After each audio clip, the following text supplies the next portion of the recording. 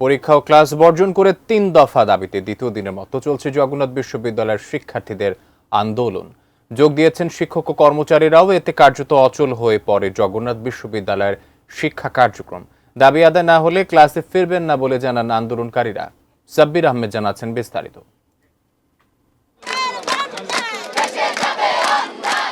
জগন্নাথ বিশ্ববিদ্যালয়ের অনাবাসিক ৭০% শিক্ষার্থীর জন্য আবাসন ভাতা বরাদ্দ সহ ৩ দফা দাবিতে শিক্ষার্থীদের মার্চ ফর যমুনা কর্মসূচির দ্বিতীয় দিন।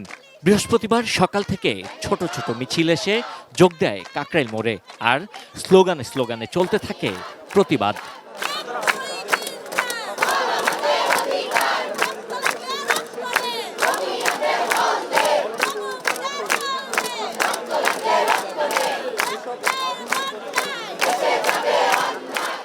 শিক্ষার্থীরা বলেন, দাবি আদায় না করে তারা আর ক্যাম্পাসে ফিরতে চান না। এমনকি কোনো প্রতিশ্রুতিতে ক্যাম্পাসে ফিরবেন না বলেও হুঁশিয়ারি দেন তারা।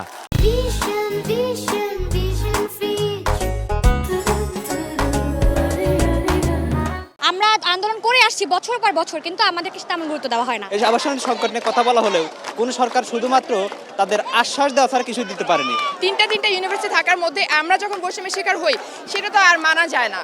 বৃষ্টির মধ্যেও আন্দোলন চালিয়ে যান শিক্ষার্থীরা। বলেন, বৈষম্য বিরোধী এই সরকারের কাছে তাদের প্রত্যাশাও বেশি। যে জুলাই যে বাজেট দেয়, আমাদের ভার্সিটির বাজেট সবচেয়ে কম, যেটা ৮১,০০০ টাকা। অন্যান্য ভার্সিটি থেকে সবচেয়ে বৈষম্য জগন্নাথের কারণে। এখানে আমাদের কোনো হল নেই, আমাদের ভাই বোনেরা বহুত কষ্ট করতেছে।